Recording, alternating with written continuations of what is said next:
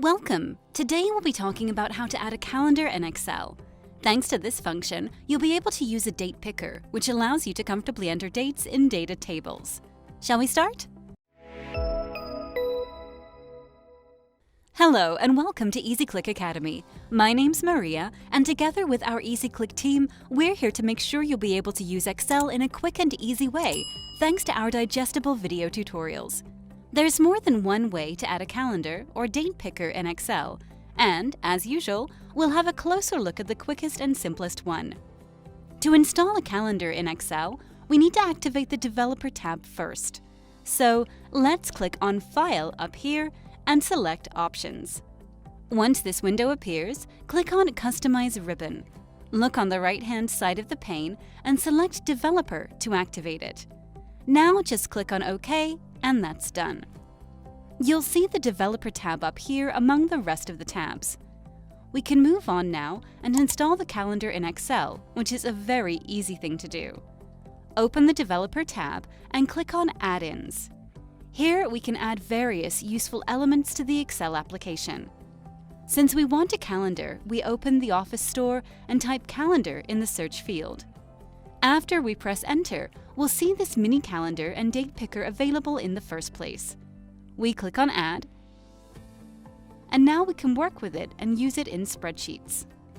Of course, we can place the calendar just where we need. Click on any of its borders with the left mouse button, hold it, and move the calendar wherever you want.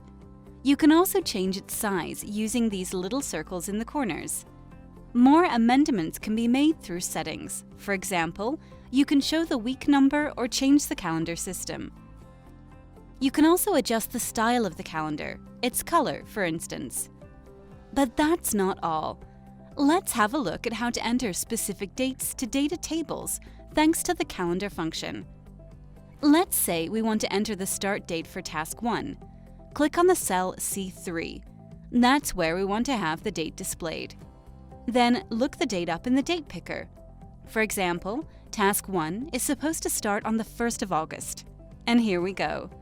The date's in the cell C3 just as we wanted. We can use the same way to enter dates for the rest of the tasks.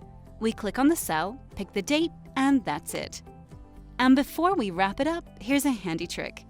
If you don't need to use the date picker anymore, just click on any of the borders and press the Delete key, and it'll be gone in a split second. To have it back on screen again, just click on the Developer tab, go to Add-ins, just as you did before, and now you'll see it among the already used add-ins. Click on it again, and you'll see it back in no time. If you found this tutorial helpful, give us a like and watch other video tutorials by EasyClick Academy.